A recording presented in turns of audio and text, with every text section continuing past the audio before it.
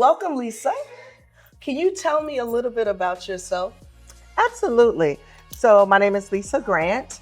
I am the proud mom of three adult children and six grandchildren, four boys and two girls. Wow. I currently work in the customer service field, supervising about 16 agents. So, life is busy. It sounds like it. Um, and I have a passion for people. I think that's what drove me to that field, coaching and developing people, both professionally and sometimes personally, is it really makes my day. So that's just a little bit about who I am in my day to day. So it was about a year ago you attended the summit. I would call that the Summit 2025. And we're literally a year later. And so I want to ask you, where were you prior to your life? What did it look like before attending the summit? Before attending the summit, my life was inconsistent. My thoughts were a little off balance. And I feel like attending the summit kind of gave me a balance. I was looking for just not necessarily some help, but looking for confirmation on what I needed to do, where I needed to go, because there had been a lot of things that God had downloaded to me.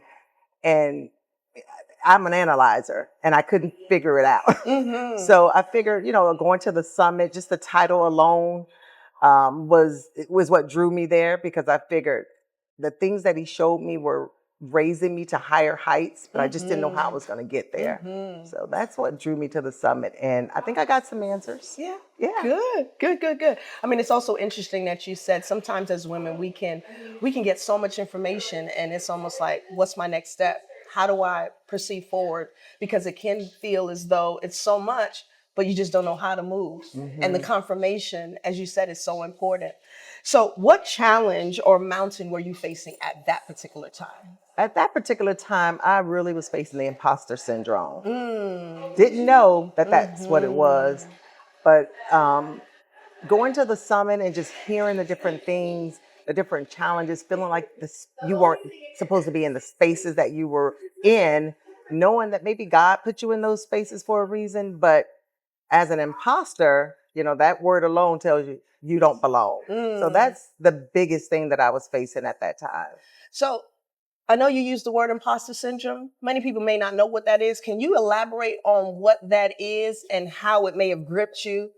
Yeah, it actually, because it's not a diagnosis, it's not a syndrome. It's Right. actually the imposter phenomenon, really. Right. So it's just being in a place where you want to be, but maybe people have told you that you shouldn't be there, or you just feel like you shouldn't be there because you're not smart enough, you're not educated enough, and everybody in the room has more than what you have. Regardless if it's just the tiniest thing, and you have a lot, but it just doesn't seem to add up to what everybody else. You're just comparing constantly. So that's where I was at that time. So would you say that in a part of your life you were listening to the opinions of others or sort of trying to align with what they think of you and gotten lost in all of that a little bit? I think all of my life. All of that. Oh, that's All of my life, I was guided by what people thought about me, people pleasing, trying to become who people thought I should be. Just a little bit more of this and a little bit more of that. Never really tapping into who Lisa was. And I think the summit kind of helped me see, no, you're different. This is who you are, not who they say you are. So definitely, I learned a lot. so good. So what impacted you the most at the summit? There was one part where you were talking, and God had previously told me some things, just kind of loaded some things on me. And you said, you know, I think you should run for office. And I'm like, oh no, God, no. You did not tell her that. So, and it just showed that I was in the right place. Yeah. I was in the right place and things were lining up. It didn't give me all the answers, but it definitely put me on the right track to start getting the answers.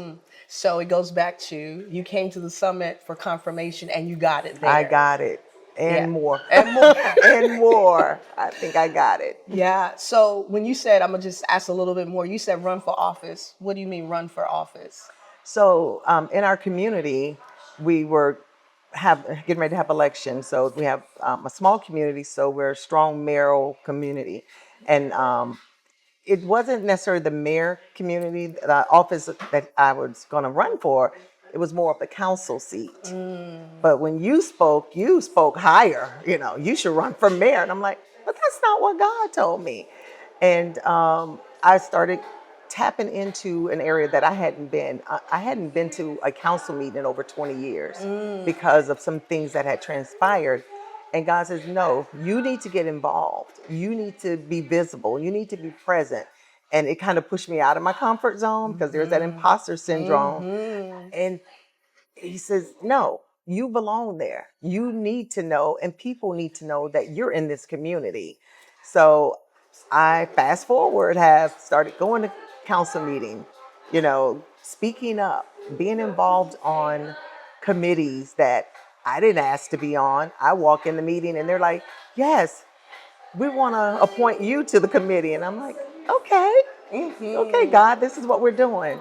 And it's been just amazing, not only in my personal life there, but even at work.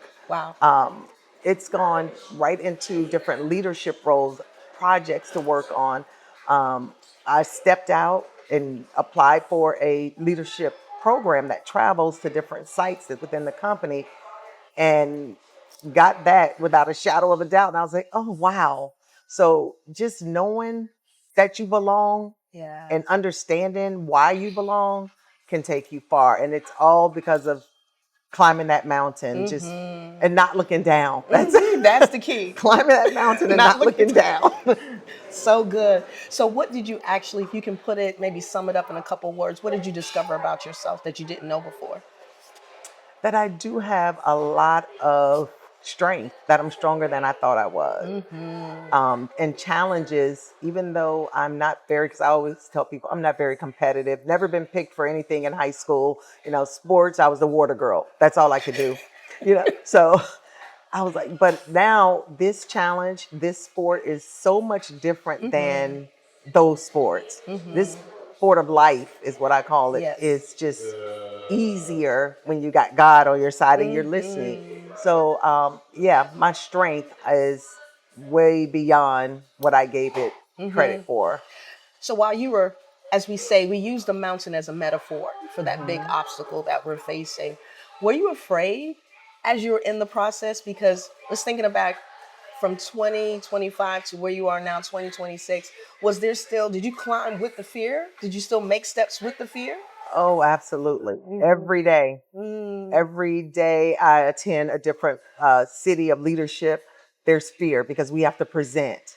So every time there's somebody with a little more letters behind their name. You got the VP and the this and director of this. So every time it's like, oh my God, is this good enough?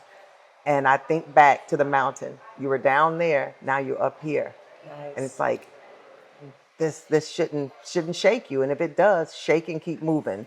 And at the end of it, everybody's happy. And I realized I did a good job.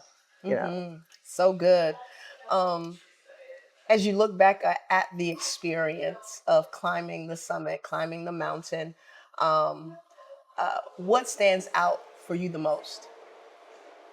Just being in the room and being present, hearing other people not necessarily be where I am, but there were times when I was where they were, and seeing that everybody goes there.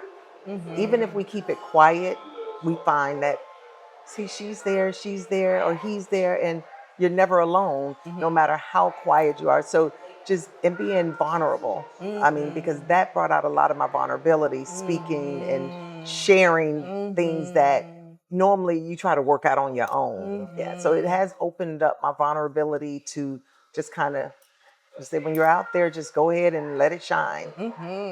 So, Councilwoman, sounds like the imposter has left the room, left the imposter at the base of the mountain. We're working on that. Yeah, the imposter is definitely at the base of the mountain, but awesome. I'm still climbing. I am still climbing. So good. Yes. It was wonderful speaking to you. I am so glad that you said yes to the summit and you've experienced the results that you've experienced. And my thing to you now is don't stop climbing. Keep on climbing. Hey, it's my pleasure. It was an honor to be here, and I will continue to climb. So good. Thank you.